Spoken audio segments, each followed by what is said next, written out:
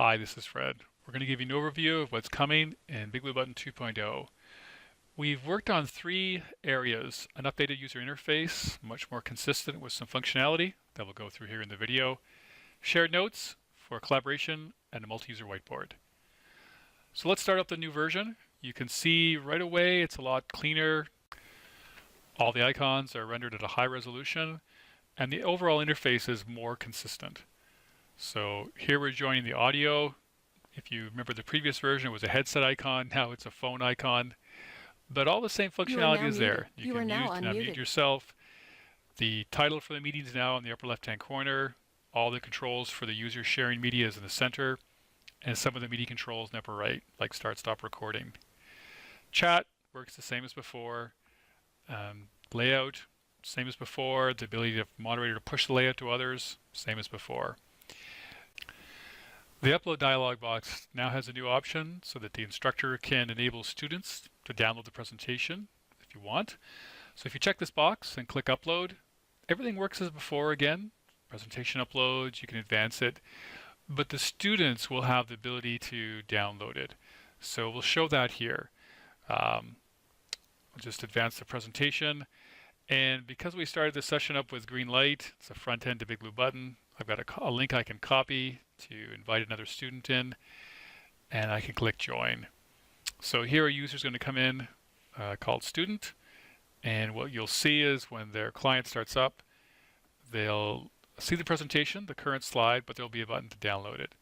And they can click the download button, and it will download that presentation to their browser. So that's the ability for an instructor to give students the ability to download a presentation. Other capabilities, the pen tool now has some smoothing built in. So here we are drawing a circle and a square, and if you'll notice there's just some slight smoothing going on. Just makes the lines a little cleaner.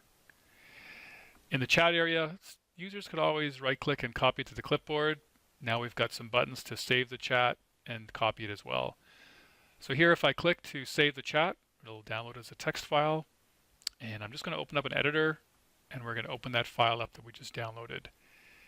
And there you can see the three messages, the one I just typed in hi a few moments ago. Another capability we added was a full screen mode. So I won't show it here, but if you click this, BigBlueButton will become full screen and your browser toolbar will disappear. Another capability is when a moderator logs out, they have the option to end the meeting. What that means is we'll kick all the other students out.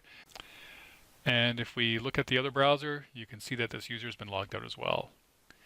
Okay, so let's go back into BigBlueButton. Again, we're using green light here, but with your LMS or learning management system, it would be going in through your LMS. So we're going to join as the moderator and a viewer. And now we're going to show shared notes. So this is a collaborative area where all users can write into the same area. So you get to it by doing the shared notes layout. And when you do that, a window appears on the left-hand side, and users can type into it. Again, multiple users can type into it simultaneously. It's a shared notes area. So here, I'm typing into it, and let's switch over to the other browser. We won't bother joining the audio. And I'll just zoom in, take it to shared notes, and now the student will start typing in. And you can see the instructor and everybody else in the session would see what everyone types in.